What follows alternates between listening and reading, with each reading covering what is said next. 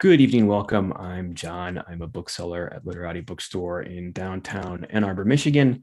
We're so pleased to welcome Eileen Pollack in support of Maybe It's Me in conversation this evening with Natalie Bakopoulos. Just a quick webinar overview for our attendees who are just joining us.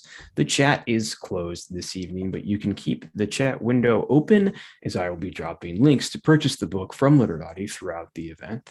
Live transcription is available to you on your toolbar as well, using the CC icon at the bottom of your screen. And of course, the Q&A feature is available to you.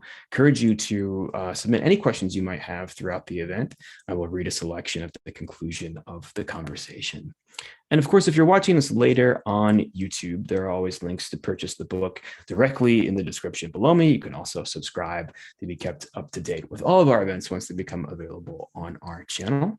And as a reminder, you can shop for more books at literatibookstore.com to have shipped to your home anywhere in the United States. And if you live in Southeast Michigan, our doors are open to the public for in-store shopping. Most of all, we'd just like to thank you for your attendance this evening, or this morning, or this afternoon, depending on where and when in the world you may be joining us. So without further ado, I'll introduce tonight's author and our moderator. Eileen Pollack grew up in Liberty, New York, the heart of the Jewish Catskills. One of the first two women to graduate from Yale with a BS in physics, she earned an MFA in creative writing from the Iowa Writers Workshop. She is the author of 5 critically acclaimed novels and 2 award-winning collections of short fiction. Pollack's work of creative nonfiction, Woman Walking Ahead in Search of Catherine Weldon, and Sitting Bull was made into a movie starring Jessica Chastain. Her investigative memoir, The Only Woman in the Room, Why Science is Still a Boys' Club, was excerpted in the New York Times Magazine and went viral. The Briss appeared in the Best American Short Stories 2007. Pigeons was selected for Best American Essays 2013, and Righteous Gentile for Best American Travel Writing 2018. The former director of the Helen Zell MFA program in creative writing at the University of Michigan, she now lives and writes in Boston. And joining her, Natalie Bakopoulos is the author of The Green Shore, and her work has appeared, and Scorpion Fish, and her work has appeared in Tin House, the Iowa Review, the New York Times, Granta, Plowshares, and the Penn O. Henry Prize Stories. She's an assistant professor of creative writing at Wayne State University in Detroit, and a faculty member of the summer program Writing Workshops in Greece. She lives in Ann Arbor, Michigan. Please join me in welcoming Eileen Pollack and Natalie Bakopoulos into your living rooms. Thank you so much, John. Thank you, Literati Bookstore, for having us. And thank you, Eileen, for joining me for this conversation about this wonderful new collection of essays. Maybe It's Me. So I wanted to hold it up here. I'd love to talk about maybe later the cover, which I think is fabulous, and also how it ties in a lot of the essays in the book. But I thought maybe first I would invite you to read a little bit, and maybe we'll chat a little bit between a few of the readings, and then we'll have a larger conversation and then open it up to the audience. So would you like to begin? Yeah, thanks so much, Natalie. First of all, I just want to say that I really miss Ann Arbor, and I especially miss Literati Bookstore, which is just one of my favorite places in the universe. And Natalie, thanks so much for doing this with me. You're one of my favorite students, one of my favorite writers, and one of my favorite friends. So this is just pure pleasure.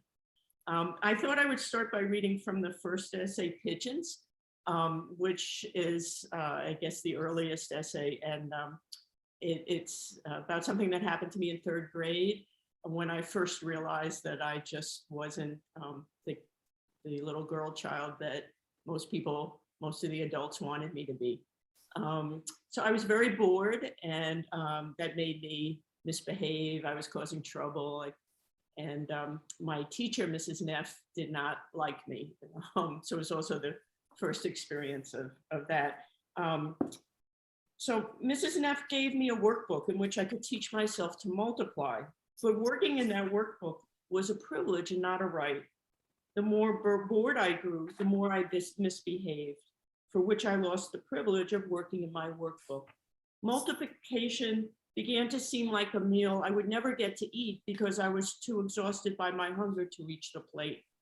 This continued until Mrs. Neff and I each wished the other gone. And since she was the teacher, she had the power to make her wish come true. So she asked the school psychologist to take me out of class one day I followed him to the third floor of our building and then down the main hall, where we entered a narrow door, traversed a short dark passage, and climbed a few more steps. The room was oddly shaped with low slanted ceilings that met at a peak on top. We were in the belfry, I thought. You could see it from the playground, where the older kids frightened us with stories about the vampires who lived inside. There was an open window along one wall, but the office was so hot I could barely breathe. Mr. Spyro settled behind his desk and motioned me to sit in the chair beside it. Bushy black curls exploded from his head like the lines a cartoonist draws to indicate a character is confused or drunk. Mr. Spiral, I remember thinking, which is how 4 decades later I can still recall his name. Actually, it's been more decades than that since I wrote the story. So his heavy brows, gigantic nose, and thickly thatched mustache seemed connected to his glasses, like the disguises you could buy at Woolworth's. His suit was white with thin red stripes, like the boxes movie popcorn came in, and he wore a bright red bow tie. This was 1964. I had never seen a man in a shirt that wasn't white, or a suit that wasn't dark, or a tie that called attention to itself. And I felt the thrill and dread any child would feel being selected from the audience by a clown. He must have sensed I distrusted him. "Would you like some Oreos?" he asked, sliding a packet across the desk. I can still see those cookies, so chocolatey rich and round, the red thread around their cellophane cocoon just waiting to be unzipped. But a voice in my head warned me to be careful. It was as if the clown had motioned me to snip the bright pink carnation fastened to his lapel. "How do I know those cookies aren't poisoned?" I asked. The bushy black brows shot up. "Do you really think I would poison you?" "Well," I said, "you're a stranger. How do I know you wouldn't?" I don't remember what happened next. He probably reassured me the Oreos were fit to eat. I don't remember if I ate them. All I know is he changed the subject. In a falsely jolly tone, he said, "So, I hear you want to be an authoress."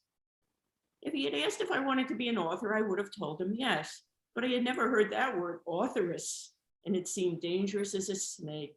Authoress, it hissed, like otherness or adulteress, a word I had encountered in a novel and didn't quite understand, except to know I didn't want to be one. "Who told you that?" I demanded. "Why, your teacher, Mrs. Neff." "That's because she doesn't like me," I said. "She probably told you a lot of other lies, but those aren't true either."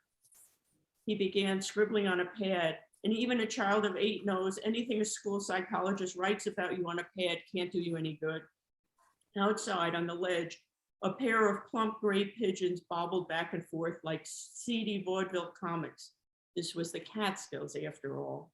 Pigeon variations of Don Rickles and Buddy Hackett, who sidestepped toward each other, traded dirty jokes, bumped shoulders in raunchy glee, and shuckled back across the stage.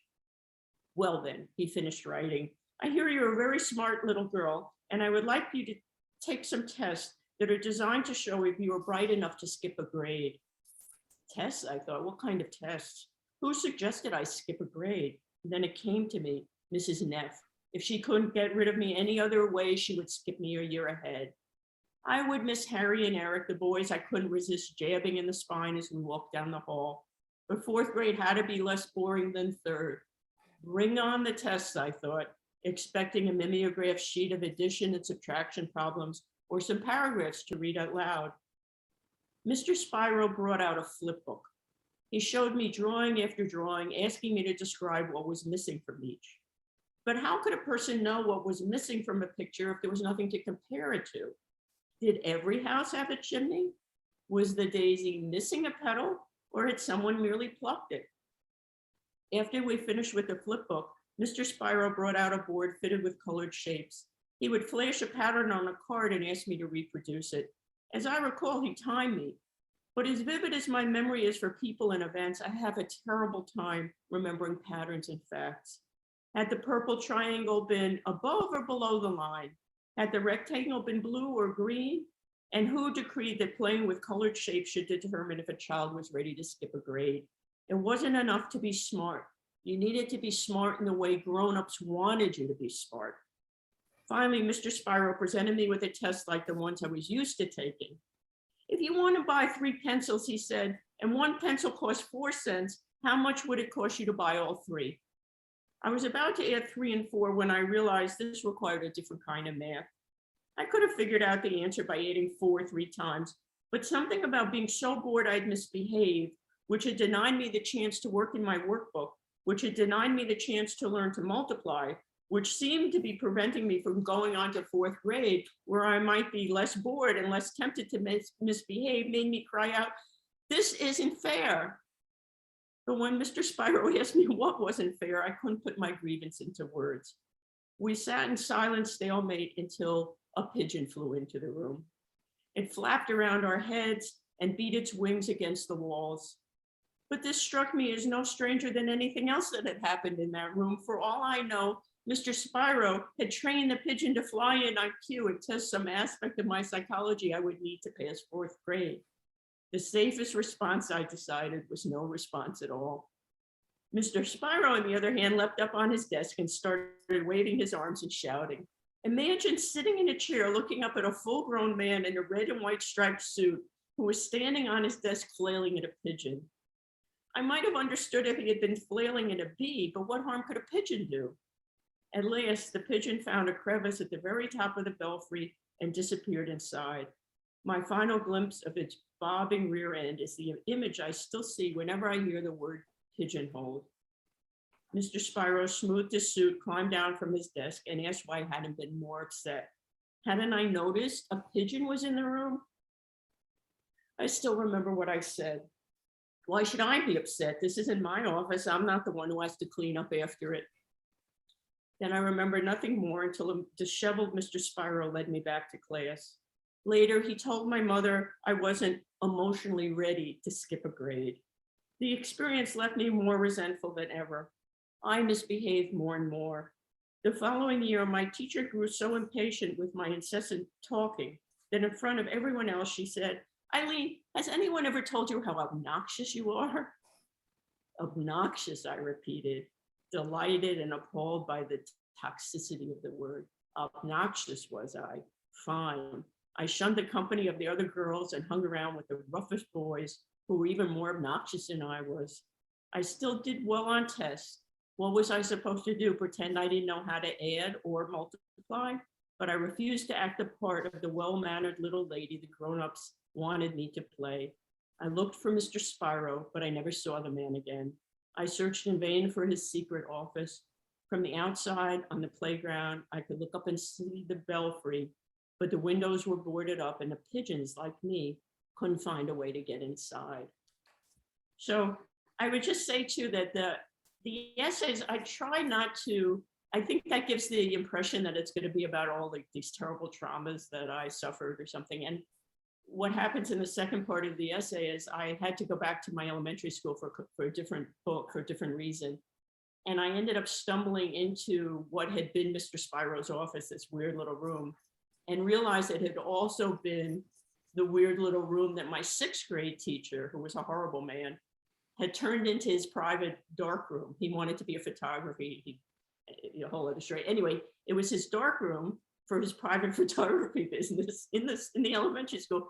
And he used it to take the 6th grade boys that he didn't like into the room and beat the shit out of them. And so I ended up trying to find out, especially what happened to one of the boys, a boy I had a crush on, that he had taken into the room and beaten up. And what I was trying to get at is like sometimes our own traumas, loom very large to us when we look back, but what they do is blind us to what was going on, like in this case, the other kids who had it much, much worse than I did. And it's something I'm exploring in a novel I'm writing now too, the way, yes, I experienced various bad things, but, I had enough support. I came out fine. It's a lot of times what I'm trying to do is look around the edges of my memories and try to figure out what happened to the other kids, the other people. And in this case, someone who ended up in far worse shape than I ever did. I love the way, the way that you turn in this essay, kind of, you go from this kind of childhood memory and then it turns on that mention of that kid, Walter, I thought was really spectacular. And There's something about the way you write about the way, I mean, I kept thinking of, and you've taught me everything I know about narrative, but the way that narrative is obscuring things and omitting things to make something, and the way that there's that beautiful line, and I marked it here as you read it to bring it up, where you say, how could a person know what was missing from a picture if there was nothing to compare it to? Did every house have a chimney? And then later in the essay, you say, how can we measure what we've lost? To what can we compare their absence? And I feel like that's the whole book. Like, it's like you launch into the book. This essay seems to just bring all the themes in, and then you just, it's like the core of a sunshine, and then everything radiates out from it. And I just thought that was so brilliant. Can you talk a little bit about this? How did this essay, did you find it leading into others, or in the arrangement, or in the way that you were kind of thinking about, I don't know, quests or excavation, returns, that kind of thing? Well, it really was the first personal essay I wrote where I found a way to really get beyond the self by and this idea of how do we know what was missing, and that it's only by reliving your life, you know, a second time, a third time, as you go back and write about it, that you can see around the edges, you can figure out what you didn't see at the time, what you were missing. You do have something to compare it to, because you know so much more about life, or you do research.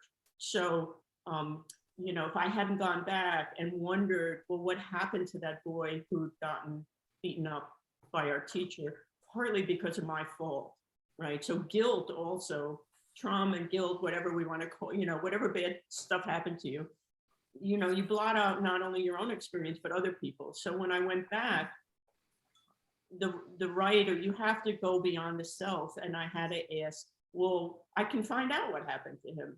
And I called, you know, another girl from that class who knew the family. I ended up calling and finally reached that kid's mother. And, you know, and now with everything you can find on the internet. So you do have something to compare it to, but only later, looking back. And if you do the research, you can't, as a writer, your job isn't just to go with what you already knew.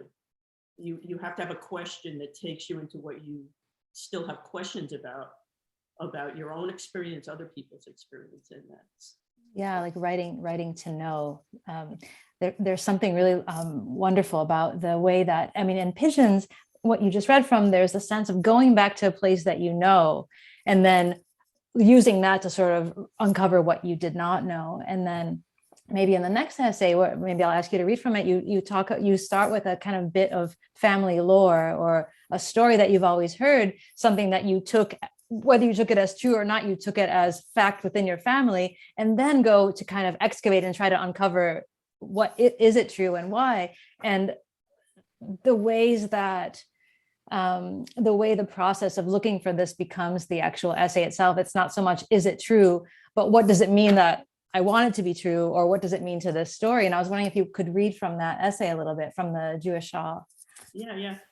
So this one is, it's called The Jewish Shah, and it's based on a family legend. So we all grow up hearing, usually it's our parents, but it could be grandparents, aunts, uncle.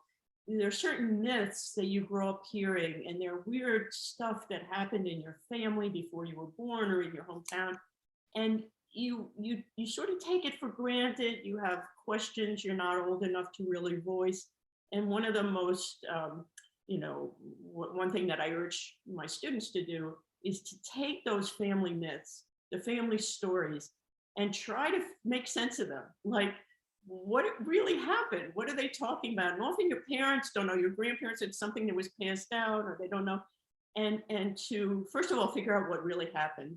And second of all, try to figure out what it means for your family, what consequences, what effects this has had, and find the place that your family history, your family mythology somehow intersects with the larger history of, you know, your town, your city, your country, the world, your culture.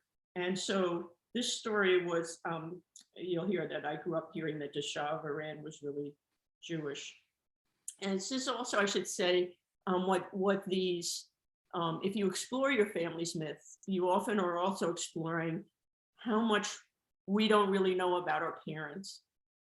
at least when we're kids. I mean, you can find out more when you get older, and how much our parents, so others of the essays are really how much our parents don't know about us. Okay, so this is the Jewish Shah.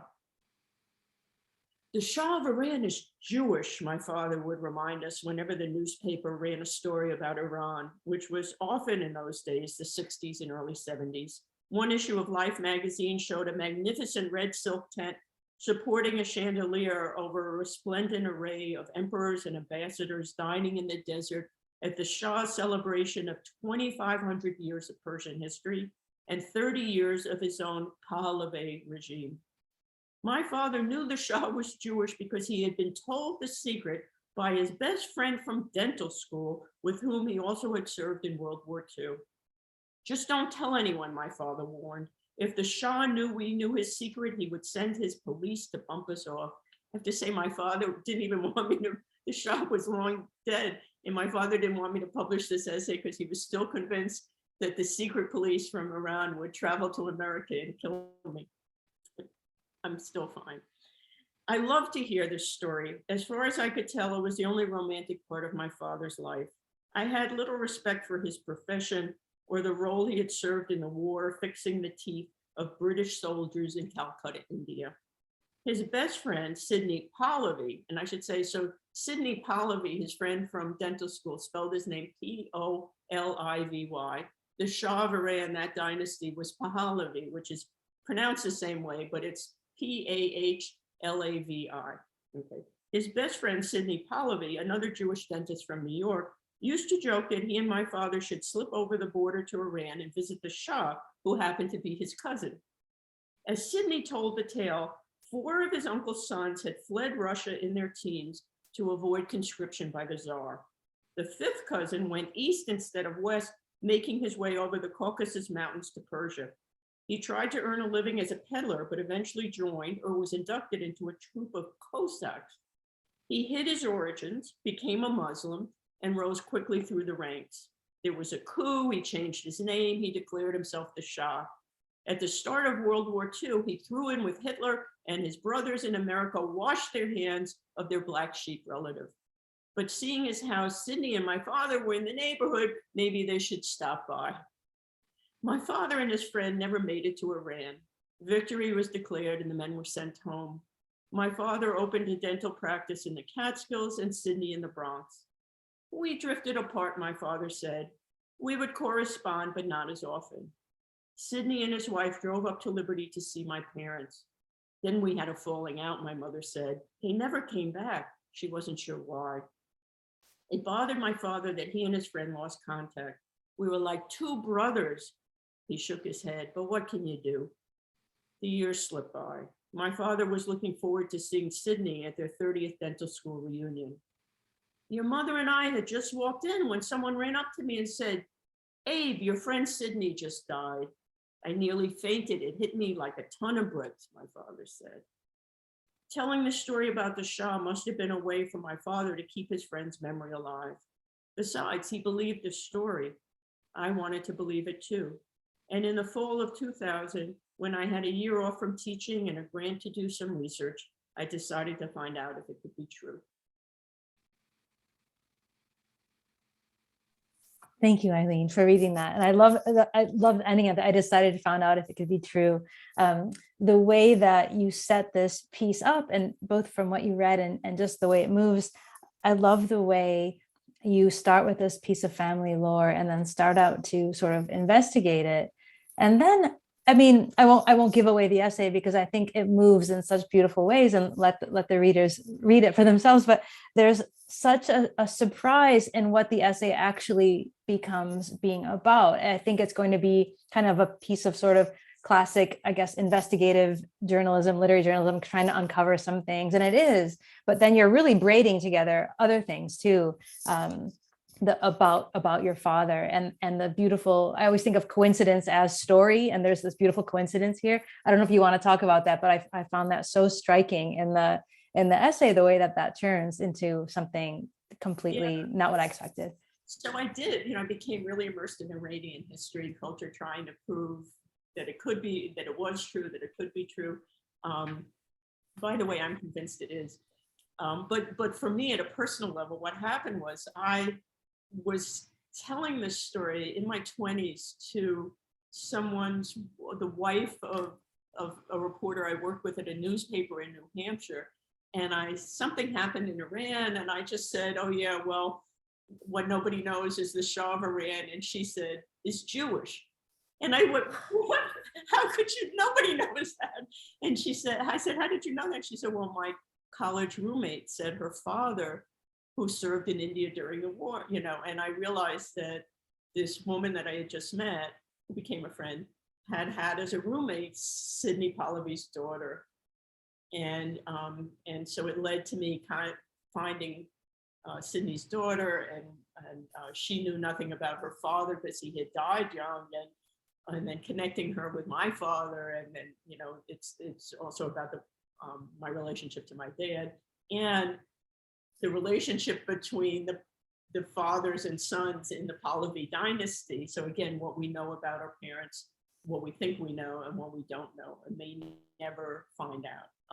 And again, about family legends, why we believe what we believe, and what does it say about us, whether the legend is true or not. I also, it was around the same time, I was also fascinated, the very first novel I wrote had a little bit to do with Sally Hemings, and all these Black Americans saying they were descended from Thomas Jefferson, and for centuries, being scoffed at. And then of course their family legends turned out to be true.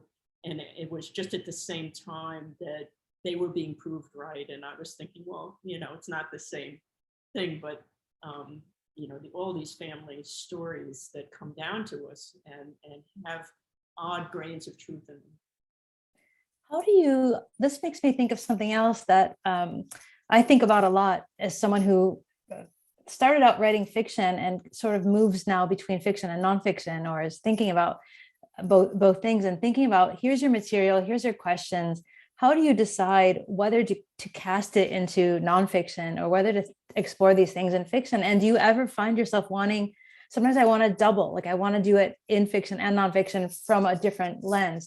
How do you make those choices, or is it just kind of an instinct? It's not instinct. It's which would better serve the material. Mm-hmm. So a story like this has to be nonfiction because, as you said, it's all about believability. Mm-hmm. I want to really explore, like, as best we can, given that there's probably no such thing as truth. Was the Shah of Iran, could the Shah of Iran be Jewish or not? But also these coincidences mounting up. Well, as a fiction writer, you can invent anything. But if I put it under the label nonfiction, I'm saying this really happened, and it gets its power from the fact that you wouldn't believe it happened if I didn't tell you this is nonfiction. If I need to protect people too much, like it's just too hard to protect the innocent, if I do it as nonfiction, I'll recast it as fiction. If I need to change a lot of stuff or add stuff, if it's too fragmentary, much more rarely if I'm protecting myself. But I think if you read the essays, you realize that I have a very low bar for privacy. Part of it is your willingness to say, I'm not going to hide behind fiction. This really happened to me.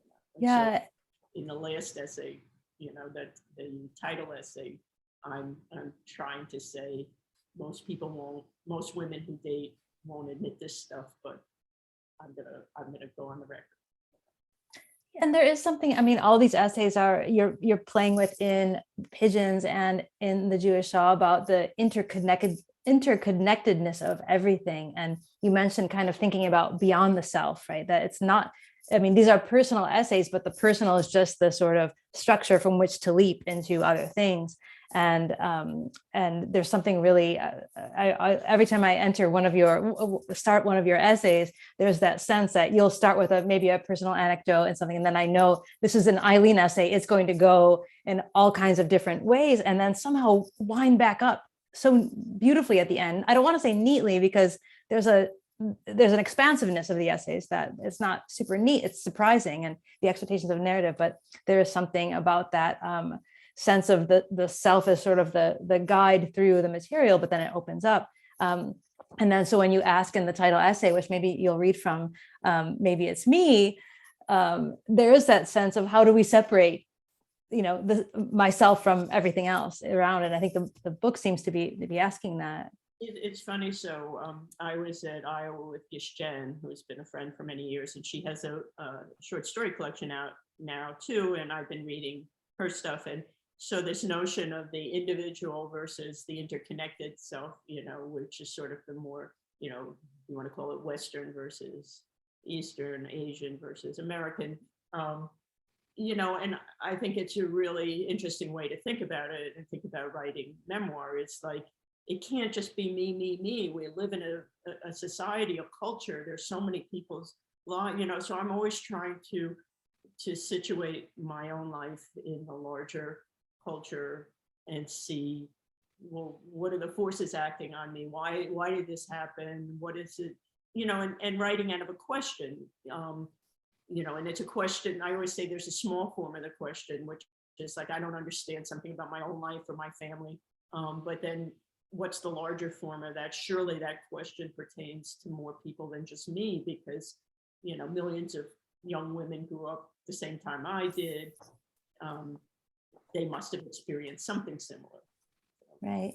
And the sense that you can use humor to approach some of these things, but also, at the beginning of the essay, I just had it and I said it, you say, the one woman show I'll never perform in public. Now I'm going to ask you to perform it in public, in a kind of public. But there's a sense of, a one woman show as being comedic, but there's so many different levels to this piece. So I was wondering if you'd like to read from some of this one, the title essay that kind of brings it all. And I should say too, for people who don't know what the Catskills were, the Jewish Catskills was also known as the Borscht Belt. If you've seen the movie Dirty Dancing, I grew up at a smaller version of the hotel where Baby and her parents are staying, so my grandparents owned it. So this was a region of upstate New York that was settled by Jewish immigrants who weren't allowed to check into most hotels. Most people know that if you were Black, you couldn't check into a hotel, but the same thing applied for Jews. If you looked Jewish, had a Jewish name, they wouldn't let you check in. So the immigrants working on the Lower East Side in the sweatshops started these very small hotels. Some of them grew very large, and up in the country, and they became known for their comedy. That's the home of American stand-up comedy, and a lot of this was very raunchy. And so I grew up, the only kind of culture that I grew up with really was stand-up comedy. And I lived in New York. Between living in Ann Arbor and living in Boston, I spent 5-6 years in New York, and I did some stand-up comedy there. And so before the pandemic, I got the idea of doing a one-woman show about dating in my 60s in New York. But then the pandemic sort of meant that I would never get to put it on, and I didn't quite know enough about theater. It was pretty daunting to think about actually getting a theater, rehearsing this and performing it. So I did it on the page instead. And so it's done in the form of a one-woman comedy show. Maybe it's me, the one-woman show I'll never perform in public. I turned 60, I moved to New York. People said, why would you move to New York? The streets there are smeared with dog shit, people shit. It's so hot in the subway, your blood bubbles in your veins. The train you want is never coming. For the price of a bed-bug infested shoebox in Manhattan, you can afford an entire house in the nicest neighborhood in Ann Arbor, Michigan, which is exactly what I traded for my lousy shoebox in Manhattan. I told everyone, I love the theater, I love ballet, opera, great restaurants, world-class museums. The truth is, I wanted to find true love before I died. Actually, that line used to read, I wanted to get laid again before I died, but my publisher said, oh, come on, Eileen, you're better than that. So I changed it. You think just because a woman is in her 60s, she loses her interest in sex and romance? You think desire is like a battery, it runs down? A good-looking man walks by, you don't feel that flutter in your vagina? When you're young and no one has ever done a really good job of making you feel so beautiful, even your tiniest toe is worthy of being sucked on, then sure, you're dying for a man to take you in his arms and kiss you. If you've only ever seen people eating chocolate on TV, you wonder what chocolate tastes like. But after 40 years enjoying everything from Reese's peanut butter cups to the finest, darkest Sharford burger truffles, are you going to say, nah, I don't care if I ever taste chocolate again? Not so much as an M&M? When you're a kid, you assume women in their 60s should be content to sit around playing mahjong or canasta or whatever games old ladies play. Just shut up and go play canasta. Put on your tracksuit, your old lady shoes, go for a walk around the mall with your other old lady friends. If a woman in her 60s is looking for a man, that might be cute. But if she complains no one wants to date her, hey, you ought to be glad you're not tied to a wheelchair drooling on your pajamas. When you're young, you don't understand that old people feel exactly the same as you. It's still me in here. Someone zipped me inside this old lady suit and I can't get out. Maybe you're a little wiser, but all that means is you're less willing to settle for the bullshit you settled for as a kid. I don't need a man to complete me. The last time I looked, I wasn't missing any parts. Most of the time, I'm happier to be alone. It's just, if you only get touched when some drunk on the subway presses up against you, you come down with an emotional flu. You know how everybody says healthcare isn't a privilege, it's a right? Well, it ought to be a right to have someone you can hug once a month. Someone you can compare notes with after you see a movie. Someone you can go shopping with so you don't need to lug home all those bottles and cans and jars. Someone who will make the salad while you make the pasta. And really, shouldn't everyone be guaranteed a special someone who is obliged to drive them home after a colonoscopy? I don't need a man to fertilize my eggs. What am I, a science fair project? I already have a son. My biological clock isn't ticking. You know the hourglass in The Wizard of Oz? That's the timepiece we're talking about here.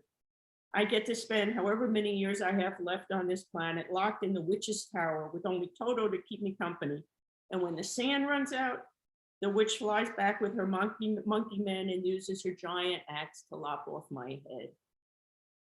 Here's what it's like to be in your 60s. You lie in bed wondering if anyone will ever see your breasts again, touch them, kiss them, appreciate how smooth they still are, how soft. It's like buying a bag of oranges and you aren't sure you can eat them fast enough before they wither and attract the fruit flies.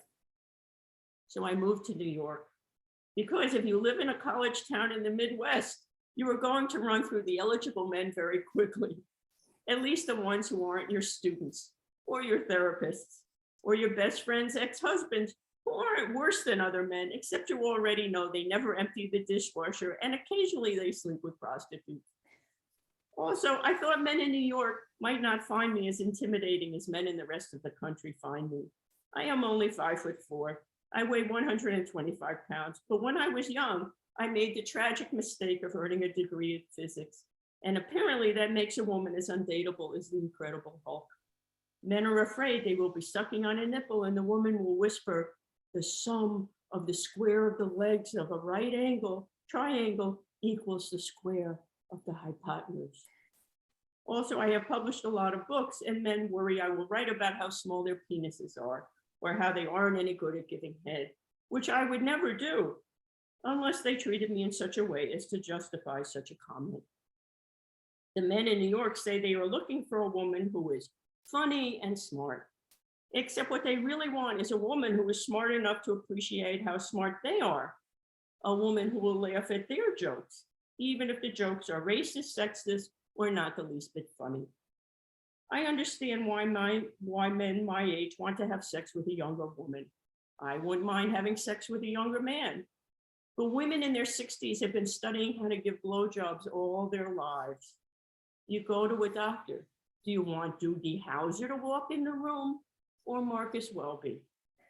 Okay, with doctors, the younger they are, the more up to date their methods. But blowjobs? It isn't as if anyone has been dreaming up technological innovations every year. This one guy was in his 70s. After 2 dates, he tells me he really likes me, but he isn't feeling fireworks. Fireworks, I say? Seriously? Those fireworks of yours have been lying in a moldy basement for 7 decades. You think the gunpowder might have gotten a little damp? You think maybe you shouldn't expect such a spectacular display? Maybe you should be content with sparklers? Sorry, I don't mean this to be a rant about how older men are all Harvey Weinstein and every woman over 60 is a combination of Helen Mirren, Ruth Bader Ginsburg, Betty White, Halle Berry, Meryl Streep, Tina Turner, Sigourney Weaver, Cher, and Maxine Waters. Although such a comparison should give you pause. This is about being a woman who grew up in the 1960s and witnessed an earth-shaking change in the way women live their lives, and who now wonders if her expectations weren't a little high, if she might have made a few mistakes, if she might need to overlook a few flaws in a man's behavior if she doesn't want to spend her last 25 years alone. Thank you, Eileen, for that. That's such a wonderful essay to end our conversation on, and almost the end of the book as well. I think you've been writing through your whole career about issues of feminism and female desire, and there's this tiny window that we allow women to have desire, and it's very small, let's say from the age of 22 to 36 or something like that, and then after that then you move into what MILF territory if you happen to be a mother, even if you're not, and then that's it, and then we become we become uncomfortable with those kind of ways of thinking about women. And I love that this essay puts it out there as if it's a kind of challenge that notion of what we are comfortable with talking about. Just the fact that you said your editor wanted you to change that to finding true love is, also, I mean, I'm glad you agreed with that. I mean, that's a choice that you made there, but even that idea that that was too much to say that, right? That it's about true love is also kind of, it's gendered in one way, and it's also, there's other things going on. Can you talk a little bit about this, maybe to end before we move to Q&A, about just how you've thought about these issues of the feminine desire throughout, not just through this book, but through your approach to writing? This may be a very broad question, but answer it how you would like. It's funny because I think the essay ends up being less about female desire than about the women's movement. Yeah. And the way, what I realized when I hit my 60s and when I was dating again is that, so many women my age, we were born into a much different society. We had our eyes open, we worked really hard, and we changed ourselves and our notion of what society could be, what our role could be, what our sexuality could be, what we could do in life. And I'm still changing. I learned so much from my students, from younger women. Like, why did I put up with that? I thought I was so liberated, and I was still putting up with so much crap. And men have changed too, some more than others, but they haven't had to change as much, and so if you're my age, you're dating men who grew up, in the 50s or 60s, where they were king, and they had, this notion of what their role was versus what women's roles were in their, a subset of theirs, something that could make their life better, but not something that would be in and of itself. And that makes it impossible. What are you willing to concede to? I love men. And I like so much about men, but I can't put up with being seen as, secondary and not as a being in my own right. So it became, the sexuality part of it is sort of the motivation. You're lonely, you want the companionship, I have great women friends, but everybody's coupled up, so, and, if you're straight, if you're a straight woman, your only option is a man who was born in the 1950s, and that's where it makes it very difficult. So that, in fact, is what the essay is much more intent on exploring. And can men of that age accept a woman for her her sexuality, her desirability, see her as nice, and even if she is smart or accomplished, or do they see her as threatening in some way, and that sort of negates the possibility that she would be desirable. So yeah, that's more what it, I think, was. It started out as a comedy routine, a 6-minute comedy routine that really was just about the dating part of it, the sexuality part of it. Mm-hmm. But then I was trying to see, well, this clearly isn't just my problem. And again, I was trying to fit it into a larger societal context. And the sense of when a woman asserts herself in any kind of context, how far, like, oh, that's too much, or just like the ways that how, and have we kept up structurally as a society with the things that we wanted the feminist movement to do. And it seems like, I love the way, again, you start with the personal and then you kind of blow it up into something else in this essay. See, I wanted to ask you one thing about just, and we'll move to the Q&A, but just one thing I thought was so lovely was the way you started with this, with Pigeons, which has a lot of moments of silence in it, different kinds of silences. And then that book ends with a literal singing. And I just thought that was just so fabulous and so wonderful. And just the way that you've taught me so much about structure and the way you kind of move through your material, and the way that this is a collection of essays, but it also reads as sitting back down and reading through it straight through again, it reads right. I mean, like memoir and like a much larger narrative. And I just thought it was wonderful and wonderful to read and talk with you about it. I'm sure we have questions. And so maybe we can take some from the audience. And thank you, Eileen, for this lovely reading. Thank you both. We do have a couple questions. And if you are watching and have a question too, please feel free to use the Q&A on your toolbar to submit your question at any time. The first question: Hi Eileen, this is Iril, your favorite former student in the subcategory Norwegian, or so I hope. I never got to take your creative nonfiction class, and I'm curious what your philosophy or philosophies were when it comes to teaching essays and other types of nonfiction. What brilliant Eileen advice did I miss out on? First of all, hi Iril, it's really nice to reconnect. I hope you're doing well. So my philosophy of essay writing, no matter what the subject is, and I've taught science writing, journalism, is it's almost always needs to be based in a question that you legitimately have about your material and your attempt to find an answer. If you're writing what you already know, it's not going to be much fun for you, and your readers aren't going to feel like they discovered anything.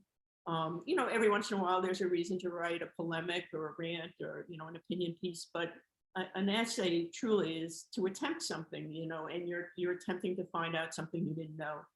And then the other thing that I teach is that you can use your journey, your experiment, your research, your attempt to find an answer to structure the actual essay that you write.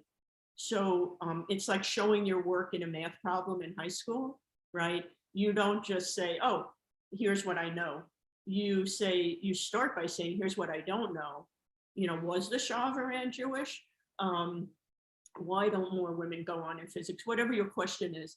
And then you take us on the journey of how you found the answer. And along the way, you're presenting your evidence, you're convincing us that you're right. And that when we end up in the last paragraph, with some answers, excuse me, even if they're partial answers, we'll see how you got there. And so you will have shown your work and proved it to us. And it's exciting for the reader to be brought along on the journey. So that's what you missed. The three things I always say is your creative nonfiction is creative in the language. So you use language that isn't hackneyed, jargon from some field. It's creative because you're answering a question that you genuinely have about the material and don't know the answer to.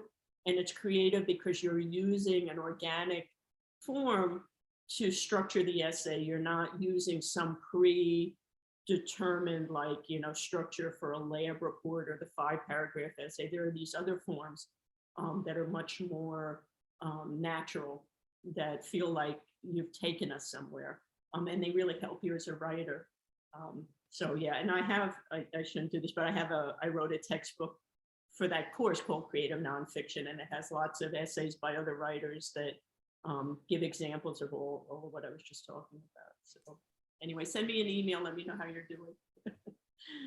Thank you. Laura writes, "Hi, Eileen, love your book. As someone who also grew up in Liberty, I wonder what questions about Liberty past or present that you want to explore further in your writing." Oh, well, I just keep, first of all, hi. This was someone who grew up directly across the street from me. I feel like such a spoil sport, because on Facebook, you would think that we grew up in a town where absolutely nothing bad happened. Everybody got along perfectly, and it was just wonderful start to finish. And there were a lot of wonderful things about it, but there were also just like scandals and murders and suicides and crazy stuff. There was organized crime, and so many things happened that nobody ever talked about. Or I would think, I remember this happening. Did it really? Nobody ever talks about it. So that, I have to say, is what I'm constantly exploring. Like, I don't want to say the dark underbelly, because some of it's not underbelly, but the stuff that happened that isn't part of the nice stereotype, like, oh, everybody got along and the Jews were just eating and being nice to each other, and there was family, and there were the comedians, and it was all that, but it was a lot more. So the novel I'm working on now, one of the aspects of it, and I fictionalize it lightly, but there was a guy who had a fake church in New York, and he brought some of the disciples up to just outside Liberty and killed them and chopped them into little pieces, women, and threw them in the lake. And nobody ever talks about that one. So yeah, that, I hate to say it, that's kind of what,